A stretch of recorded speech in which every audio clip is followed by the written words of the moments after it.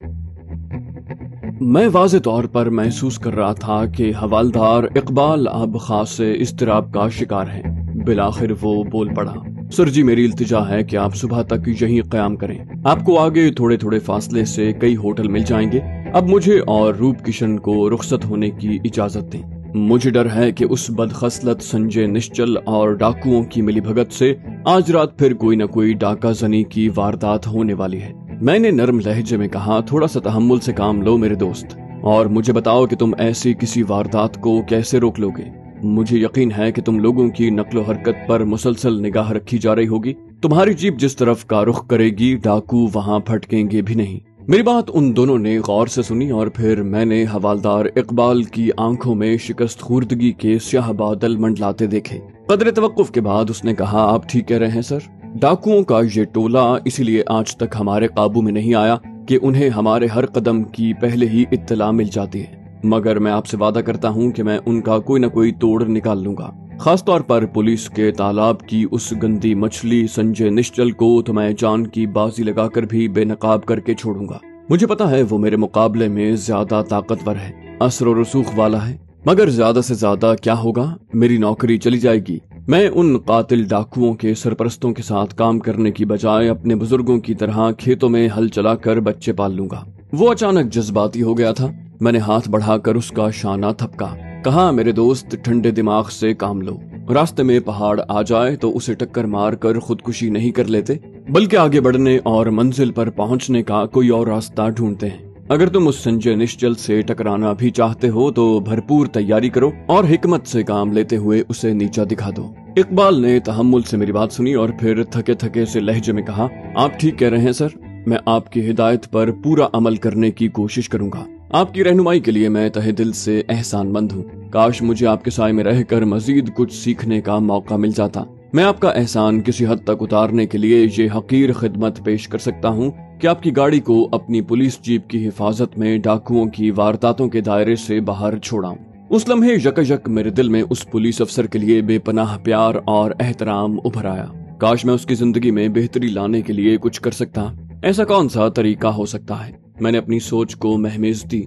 इकबाल मेरे जवाब का मुंतजिर था, लेकिन मैंने उसे वक्ती तौर पर नजरअंदाज कर दिया। बात सिर्फ इकबाल की हद तक नहीं थी। इस अंधेर नगरी में डाकुओं का चौपट राज मुझे इंसानियत की तौहीन लगा। मुझे खुदाई फौजदार बनने में कोई दिलचस्पी नहीं, लेकिन अगर मेरी वजह से इस अजाब से खल्के खुदा की जान छूट जाए तो उनकी दुआएं जाने मेरी राह से कितने कांटे दूर कर दे। यकलख्त पाक परवरदिगार ने मेरे जहन को एक राह सुझाई। 5-10 सानियों में जितना गौर कर सका उससे मैं इस नतीजे पर पहुंचा कि तरकीब खतरनाक जरूर है और तकदीर मेहरबान न रही तो खुदा न खास्ता जानलेवा भी साबित हो सकती है, लेकिन इस सूरत हाल में इससे बेहतर लाहे अमल शायद मुमकिन भी नहीं। मैंने एक गहरी सांस ली और इकबाल को मुखातिब करके कहा, अच्छा तुम ये बताओ, बाहर जीप में तुम्हारा जो साथी मौजूद है, क्या तुम दोनों की तरह उस पर भी एतबार किया जा सकता है? मेरी बात सुनकर इकबाल बुरी तरह चौंका। संतरी रूप किशन को भी मेरा सवाल सुनकर हैरत का झटका लगा। मैंने वजाहत मुनासिब समझी। कहा, देखो यार, बात इतनी पेचीदा तो नहीं है। संजय निश्चल ये खेल अकेले तो नहीं खेल रहा ना, पुलिस वालों में भी उसके मुखबर मौजूद हैं। मैं ये तस्दीक चाहता हूँ कि बाहर मौजूद संतरी उनमें से तो नहीं है। इकबाल से पहले किशन ने पुरजोर लहजे में कहा, नहीं सर जी, निखिल अय्यर हम दोनों से भी ज्यादा खरा जवान है। उसे तो रुपया नकदी का भी लालच नहीं है। उसके खानदान की अच्छी खासी जमींदारी है। मैंने खुश होकर कहा, बहुत खूब, तो फिर उसे भी यहाँ बुला लाओ। बल्कि ठहरो, हम तीनों भी बाहर चलते हैं, वहीं बैठकर बाकी बातें करेंगे। मेरी ईमा पर वो दोनों फौरन उठ खड़े हुए। मैं अपने जिम्मे बिल पहले ही अदा कर चुका था। हम तीनों सड़क से जरा हटकर खड़ी हुई पुलिस जीप के पास पहुंचे तो मैंने देखा कि दराज कद निखिल राइफल थामे मुस्तैदी से पहरा दे रहा है। इकबाल ने मुख्तसर अल्फाज में मेरा तारुफ करवाया। मुसाफा किया तो निखिल की गिरफ्त भी फौलाद साबित हुई। मैंने उसका शाना थपथपाते हुए इकबाल को अपनी जीप मेरी गाड़ी के पीछे लाने की हिदायत की। मेरे मकसद से नावाकिफ होने के बावजूद इकबाल ने असबात में सर हिला दिया। चाबी घुमाते ही मेरी ब्यूक का इंजन सादतमंदी से जाग उठा। मैंने गाड़ी सड़क पर डाल दी। धीमी रफ्तार से आगे बढ़ते हुए मुझे अकब नुमा आईने में पुलिस जीप अपने पीछे आती दिखाई दे रही थी। उसे रूप किशन चला रहा था और अपने अंदाज से वो माहिर ड्राइवर लग रहा था। میں نے کوئی 3 فرلانگ فاصلہ طے کرنے کے بعد اچھے خاصے گھنے درختوں کا ایک بہت بڑا جھنڈ دکھائی دینے پر اپنی گاڑی روڈ سے اتار دی اور کچی زمین پر جھاڑیوں اور پتھروں کے درمیان دھیمی رفتار سے آگے بڑھتے ہوئے جھنڈ کے درمیان پہنچ کر گاڑی روک دی۔ کچھ دیر میں پولیس جیپ میری گاڑی کے پاس آ کر رک گئی۔ اس دوران میں میری نظریں توجہ سے جائزہ لیتی رہیں کہ توام خانے سے یہاں تک کسی نے ہمارا تعاقب تو نہیں کیا۔ اس سے پہلے کہ وہ تینوں جیپ سے اترتے میں گاڑی سے اتر کر ان کے پاس جا پہنچا۔ میں اندازہ لگا چکا تھا کہ وہ تینوں میرے بارے میں آپس میں تفصیل سے بات کر چکے ہوں گے اور انہوں نے میرے آئندہ قدم کے بارے میں کچھ قیاس آرائیاں بھی کر لی ہوں گی، لہٰذا میں نے تمہید میں وقت ضائع کرنے کی زحمت نہ کی۔ میں نے کہا، میں چاہتا ہوں کہ آج کی رات میں تم تینوں کے ہاتھوں ڈاکوؤں کے اس گروہ کا خاتمہ کروا دوں۔ میری توقع کے عین مطابق میری بات سن کر وہ تینوں چونک پڑے۔ میں نے ان کی حیرت نظر انداز کر کے بات جاری رکھی۔ کہا، مجھے پتا ہے یہ بچوں کا کھیل نہیں ہے، اس کوشش میں ہم سب کی جان بھی جا سکتی ہے، تاہم میں نے اب تک جو جانچ کی ہے اس کے مطابق تم میں سے کوئی بھی بزدل نہیں ہے۔ میں ٹھیک کہہ رہا ہوں نا؟ ان تینوں نے بلا تاخیر ہاں میں گردن ہلائی۔ پھر اقبال نے مضبوط لہجے میں کہا، آپ نے بالکل ٹھیک اندازہ لگایا روشن جی، ہم تینوں ہی روز گشت کی ڈیوٹی پر نکلتے ہوئے آپس میں عہد کرتے ہیں کہ آج اگر ڈاکوؤں سے ٹکراؤ ہو گیا تو ہم انہیں زندہ نہیں چھوڑیں گے، چاہے اس کوشش میں ہم تینوں کی جان چلی جائے۔ میں نے پرجوش لہجے میں کہا، تو بس یوں سمجھ لو کہ آج وہ رات آ گئی ہے۔ میں نے ان بدبخت ڈاکوؤں کو گھیرنے کا ایک منصوبہ بنایا ہے، تم تینوں اسے توجہ سے سنو اور اس کے تمام پہلوؤں پر غور کر کے مجھے بتاؤ کہ اس کی کامیابی کے کتنے امکانات ہیں، اس میں کون سی کمزوریاں ہیں جنہیں دور کر کے ہم اپنی کامیابی یقینی بنا سکتے ہیں۔ اقبال نے ایک نظر اپنے ساتھیوں پر ڈالی اور پھر کہا، میں یقین دلاتا ہوں کہ ہم آپ کو مایوس نہیں کریں گے۔ میں نے اپنی بات شروع کی، کہا، میرے منصوبے کی بنیاد تم لوگوں کی طرف سے شدید خدشے بلکہ ایک طرح سے یقین کا اظہار ہے کہ اگر میں نے تم لوگوں کی طرف سے سختی سے منع کرنے کے باوجود اپنی بیش قیمت گاڑی پر آج رات سفر جاری رکھا تو اگلے 10-12 میل کے سفر کے اندر مجھے لوٹ لیا جائے گا، جس کی وجہ میری رائے میں یہی ہے کہ مجھے اس علاقے میں داخل ہوتے ہی ڈاکوؤں کے مخبروں نے ایک دولت مند آسان شکار کے طور پر تاڑ لیا ہوگا اور آگے اطلاع پہنچا دی ہوگی۔ اب میں شہر کی حدود سے جیسے ہی باہر نکلوں گا کسی موافق مقام پر منتظر ڈاکو مجھے گھیر لیں گے۔ اقبال نے میری بات کی تائید کی اور کچھ کہنے کی بجائے اپنے دونوں ساتھیوں سمیت صبر سے میری بات آگے بڑھانے کے انتظار پر اکتفا کیا۔ میں نے کہا، اب ہمیں 2 کام کرنے ہیں، پہلا یہ کہ ڈاکوؤں کو یقین دلانا ہے کہ میں نے تم لوگوں کے منع کرنے کے باوجود سفر جاری رکھنے کا فیصلہ کیا ہے۔ میں نے ٹھہر کر اقبال اور اس کے دونوں ساتھیوں کا جائزہ لیا، وہ تینوں اضطراب بھرے انہماک کے ساتھ میری باتیں سن رہے تھے۔ میں نے مطمئن ہو کر بات آگے بڑھائی، کہا، دوسری بات یہ کہ ہمیں ڈاکوؤں کو یہ اطمینان دلانا ہے کہ تمہاری جیپ سولی پور تک کا گشتی دورہ کر کے شاد نگر واپس آ چکی ہے اور کم از کم آئندہ 2 گھنٹوں تک کے لیے راستہ صاف ہے۔ میرے خاموش ہونے کا فائدہ اٹھا کر اقبال نے کہا، میرے خیال میں تو ان دونوں ہی باتوں میں کوئی پیچیدگی نہیں ہے، ہم ابھی سولی پور تک چکر لگا کر واپس آئیں گے تو انہیں یقین ہو جائے گا کہ اب اگلے 2 گھنٹے تک آگے کوئی روک ٹوک کرنے والا نہیں ہے، لیکن پہلی بات کا انہیں تب ہی یقین ہوگا جب ہماری گشتی ٹیم کے واپس لوٹنے کے بعد آپ اپنی گاڑی لے کر تنہا شاد نگر کی حدود سے باہر نکلیں گے، لیکن اس صورت میں ہم ڈاکوؤں کو آپ سے لوٹ مار کرنے سے کیسے روک سکیں گے؟ اقبال کی بات سن کر میں نے ہلکا سا قہقہ لگایا، کہا، تمہارے اس سوال کا جواب تمہاری اسی بات میں پوشیدہ ہے دوست۔ ڈاکوؤں کو یہ یقین ہوگا کہ ایک مالدار آسامی تنہا ایک آسان شکار بن کر ان کے جال میں پھنسنے آ رہی ہے، لیکن اچانک ان پر انکشاف ہوگا کہ یہ موٹی مرغی تو 2-3 خونخوار باگڑ بلے بھی اپنے ساتھ لگا لائی ہے۔ نکھل، تم بتاؤ اس وقت ان خبیثوں کا کیا حال ہوگا؟ میری بات پوری طرح سمجھنے میں ان تینوں کو تھوڑا سا وقت لگا، لیکن پھر میں نے لگ بھگ ایک ساتھ نیم تاریکی کے باوجود ان کے چہروں پر جوش و خروش کی چمک محسوس کی۔ میں نے کہا، تم تینوں بالکل ٹھیک سمجھے ہو، تو ہوگا کچھ یوں کہ میں پہلے چائے پینے اور پھر ٹائر میں پنکچر لگوانے وغیرہ کے بہانے شاد نگر کی حدود میں ہی شاہراہ پر کہیں رک کر وقت ضائع کروں گا۔ اس کا یہ فائدہ ہوگا کہ بالفرض محال اگر میں پہلے اپنی عالی شان گاڑی سمیت ڈاکوؤں کے مخبروں کی نظر میں نہیں آیا ہوں تو اس 1-1.5 گھنٹے کے دوران میں وہ اپنے شکار کو بخوبی تاڑ لیں گے اور آگے اطلاع پہنچا دیں گے۔ اس دوران میں تم تینوں جیپ میں گشت لگا کر واپس آؤ گے اور ڈاکوؤں کو گرین سگنل مل جائے گا، پھر میں اپنے سفر پر روانہ ہو جاؤں گا۔ فرق صرف یہ ہوگا کہ اب میں تنہا نہیں ہوں گا بلکہ تم میں سے کوئی 2 اپنی لوڈ رائفلوں کے ساتھ میری گاڑی میں موجود ہوں گے۔ یہ تو تم دیکھ ہی چکے ہو کہ میرے پاس موجود گاڑی میں آگے کی 4 سیٹوں کے علاوہ عقبی حصے میں بھی اتنی خالی جگہ موجود ہے کہ کئی لوگ بآسانی چھپ کر سفر کر سکتے ہیں۔ اقبال نے بڑی مشکل سے میری بات مکمل ہونے کا انتظار کیا، پھر بولا سر جی بہت زبردست پلان ہے، شاید ان حالات میں ان خونیوں کا سر کچلنے کا اس سے کارگر طریقہ اور ہو بھی نہیں سکتا۔ اس کا جملہ مکمل ہوتے ہی نکھل نے میرا بازو مضبوطی سے جکڑ کر کہا، قسم سے مزہ آ جائے گا سر جی، جب سے فورس میں آیا ہوں روز صبح بستر پر جاتے ہوئے کڑتا ہوں کہ آج بھی گھوم پھر کے چھک مار کے گولیوں کی پوری گنتی کے ساتھ واپس آ گیا، اور جاگوں گا تو پتہ چلے گا کہ فلاں جگہ ڈاکو واردات کر کے فرار ہونے میں کامیاب ہو گئے۔ میں تو نوکری چھوڑنے کی سوچنے لگا ہوں قسم سے۔ میں نے اس کے شانے پر تھپکی دی، کہا فکر نہ کرو، آج تمہیں اپنے دل کی ساری حسرتیں نکالنے کا موقع مل جائے گا، بس تیاری کرو۔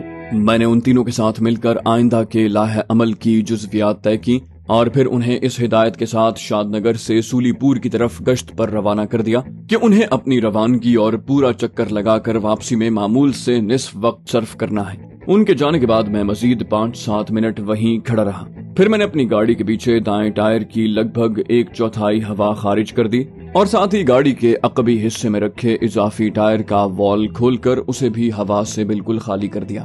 اس کے بعد میں دھیمی رفتار سے سڑک پر پہنچ گیا۔ پچھلے ٹائر میں ہوا کم ہونے کی وجہ سے گاڑی کی چال میں بگاڑ پیدا ہو چکا تھا، لہٰذا میں اسے شاہراہ کے کنارے پر سست رفتاری سے چلاتے ہوئے آگے بڑھنے لگا۔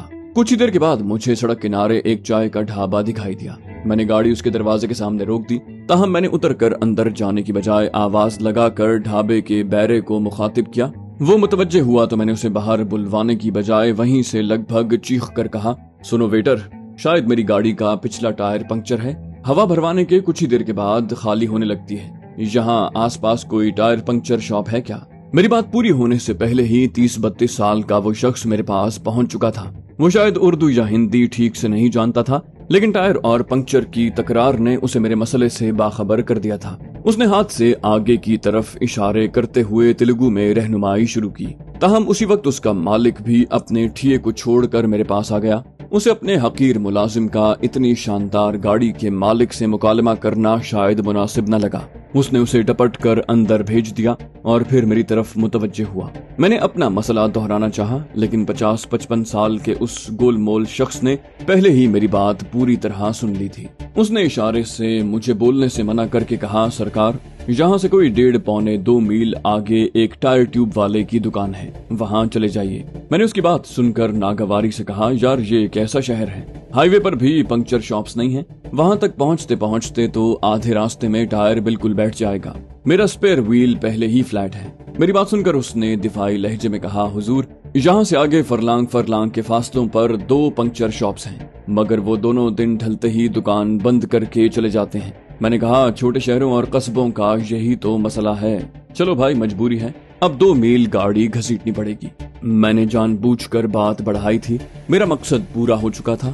اتنی سی دیر میں میری گاڑی اور میں پاس کے پان سگریٹ کے کھوکھے والے اور دیگر کئی افراد کی توجہ کا مرکز بن چکا تھا۔ میں نے وہاں سے سست رفتاری سے گاڑی آگے بڑھائی اور تقریباً 2 فرلانگ کے بعد ایک توام خانے کے سامنے گاڑی روک دی۔ اس بار میں اتر کر ریستوران کے مالک کے پاس پہنچا اور اپنا مسئلہ بتا کر شکایت کی کہ میں کئی میل سے فلیٹ ٹائر کے ساتھ گاڑی چلا کر لا رہا ہوں، لیکن مجھے کوئی پنکچر شاپ نہیں ملی۔ اس شخص کی ہندی بہت ناقص تھی، تاہم اس نے حتی الامکان مناسب انداز میں میری رہنمائی کی۔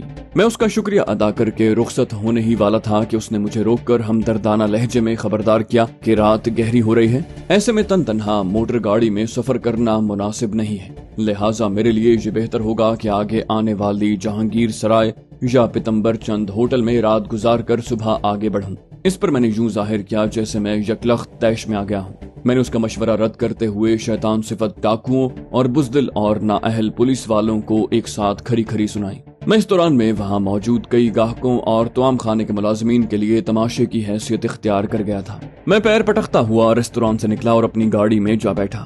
اس بار میں نے گاڑی کی رفتار مزید کم کر لی اور آگے بڑھنے پر ایک سنسان سی جگہ دیکھ کر ٹائر کی ہوا مزید خارج کر دی اور گاڑی ایک بار پھر سڑک پر ڈال دی۔ اب میری گاڑی باقاعدہ لنگڑاتی ہوئی آگے بڑھ رہی تھی اور ایسے میں اسے بھگانے کی کوشش کرتا تو ٹائر اور ٹیوب حقیقتاً برباد ہو سکتے تھے۔ मैंने लगभग 1 मील का फासला तय करने में 7-8 मिनट लगा दिए। मैं उस बड़ी सी पंक्चर शॉप के करीब पहुंचा तो देखा कि इत्तेफाक से पीतम्बर चंद होटल भी बिल्कुल साथ ही मौजूद है। मैंने गाड़ी पंक्चर शॉप के सामने रोक दी। मैंने दुकान के अंदर ऊपर तले सजे टायरों को देखकर अंदाजा लगाया कि पंक्चर लगाना तो उनका ज़ेली काम है, असल कारोबार तो टायर ट्यूब की फरोख्त है। एक बड़ी सी मेज के अकब में बराजमान दुकान के मालिक के ठुस्से से भी यही लग रहा था। मेरे लिए अंदाजा लगाना मुश्किल न था कि उसने मेरी गाड़ी का बगौर जायजा लिया है। ताहम उसने निहायत बेनियाजी से मुझे अपने सामने कुर्सी पर बैठने का इशारा किया। मेरी बातें सुनने के दौरान भी उसने किसी खास तवज्जो का इजहार नहीं किया और अपने एक मुलाजिम को गाड़ी के टायर की खैर खबर लेने की हिदायत देने पर इक्तिफा किया। उस शख्स की ये बेमौका लाताल्लुकी मुझे अजीब लगी, जैसे वो जानबूझकर मुझे नजरअंदाज कर रहा हो। हालांकि उसने जो 4 जुमले कहे थे उनसे उर्दू वाकफियत जाहिर हो रही थी। मैंने उसे गुफ्तगू में घसीटने की कोशिश में पूछा, जनाब का इस्म शरीफ क्या है? उसने अपना लहजा बारो बनाने की कामयाब कोशिश करते हुए कहा, मुझे धीरू पंकज लाल कहते हैं। इतना कहकर वो खामोश हो गया। मैंने फौरन ही बेतकल्लुफाना लहजे में कहा, धीरू भाई, 4-5 मील पीछे मुझे पुलिस वालों ने रोककर आगे जाने से मना किया था। कह रहे थे कि रात को डाकू अकेली दकेली गाड़ी लूट लेते हैं। आप मशवरा दें कि क्या वाकई आगे जाना ठीक नहीं है। मैं सोच रहा हूँ कि खतरा मोल लेने की बजाय रात उसी साथ वाले होटल में ठहर जाऊं। मैंने देखा कि मेरी बात सुनकर अब वो पूरी तरह मेरी तरफ मुतवज्जे हो चुका है। उसने होटल के मालिक पीतम्बर चंद की शान में चंद बहुत ही गुस्ताखाना अल्फाज अदा करते हुए उसे उचक्का और उठाई गिरा करार दिया, जो बराए नाम सहूलतों के साथ मुसाफिरों की जेबें खाली करवाने में लगा हुआ है। इस पर मैंने कहा, तो फिर क्या सराय में ठहरूं? क्या नाम बताया था? जहांगीर सराय। धीरू ने बुरा सा मुंह बनाकर कहा, वो जगह भी आप जैसी नफीस हस्ती के लिए मुनासिब नहीं है। सुना है उनके बिस्तरों में पिस्सुओं और खटमलों की भरमार है, नींद हराम हो जाएगी। मैंने बेबस लहजे में कहा, फिर मैं क्या करूं? रात तो गुजारना है, क्या अपनी गाड़ी में ही सो जाऊं? उसने गंभीर लहजे में कहा, इस घटिया से शहर में रात को रुकने की जरूरत ही क्या है? पुलिस वालों की बकवास पर ध्यान न दें। वो अपनी जान छुड़ाने के लिए राई का पहाड़ बनाने की कोशिश करते हैं। ठीक है, यहाँ इक्का दुक्का डाका जनी की वारदातें होती हैं, मगर ऐसा अंधेर भी नहीं मचा हुआ कि लोग रात में सफर ही छोड़ दें। आपके पास इतने ताकतवर इंजन वाली गाड़ी है, उसे खुले रोड पर 80-90 मील की रफ्तार से भगाएं तो सिर्फ आधे घंटे में आप यहाँ से बहुत दूर पहुँच चुके होंगे। वो शख्स अजीब तहक्कुम भरे लहजे में गोया अपना फैसला सुना रहा था। ताहम उसके गुफ्तगू के अंदाज से ज्यादा उसकी बातें मुझे ताज्जुब में मुब्तला कर रही थीं। वो जिंदगी और मौत की कश्मकश पर मुश्तमिल इंतहाई संगीन मामले को इंतहाई मामूली बल्कि नाकाबिल तवज्जो बात बनाकर पेश कर रहा था। और मजे की बात यह थी कि अपनी बात में वजन पैदा करने के लिए गाड़ी की तारीफ करके मेरी अना के गुब्बारे में हवा भर रहा था। ये सब मुझे उसकी तरफ से मशकूक करने के लिए काफी था। ताहम धीरू ये सब कहकर दरअसल मेरे ही इरादे की तायद कर रहा था और मुझे तमाम तर खतरात के बावजूद सफर जारी रखने का जवाज फराहम कर रहा था। लिहाजा मैंने पुरजोश लहजे में कहा, आपका बहुत बहुत धन्यवाद धीरू जी, आपने मेरे दिल की बात कह दी। मुझे भी डाकू लुटेरों की कोई परवाह नहीं है। वो टकरा भी गए तो मुझे उनसे निमटना आता है। 80-90 तो क्या, मेरी ब्यूक तो 100 मील की रफ्तार से भाग सकती है। डाकुओं की फटीचर गाड़ी तो इसकी धूल को भी नहीं पहुंच सकेगी। मैंने पुलिस वालों को समझाया था कि मुझे महबूब नगर में एक बड़ा कारोबारी सौदा करना है। मैं कल सुबह वहां मौजूद न हुआ तो मेरा भारी नुकसान हो जाएगा। धीरू ने तस्दीक भरे लहजे में कहा, उन टटपूंजियों को व्यापार की बारीकियों का क्या पता, आपको आगे सड़क खाली मिलेगी। 2.5-3 घंटे में महबूब नगर पहुंचकर नींद पूरी करने का भी मौका मिल जाएगा। वहां तो एक से एक बढ़िया होटल मौजूद है। मैंने कहा, इसी अनमोल सलाह के लिए मैं आपका आभारी हूँ धीरू जी। आप मेरे स्पेयर व्हील में भी हवा भरवा दें, फिर मैं यहाँ से सीधा आगे बढ़ जाऊंगा। उसने कुछ ही देर में मेरी गाड़ी तैयार होने का यकीन दिलाया, लेकिन वो उठकर गाड़ी के पिछले टायर के साथ मसरूफ कारीगर के पास होकर आया तो मुझे खबर सुनाई कि ट्यूब में 2 पंक्चर निकले हैं, लिहाजा कम से कम निस्फ घंटा मजीद इंतजार करना पड़ेगा।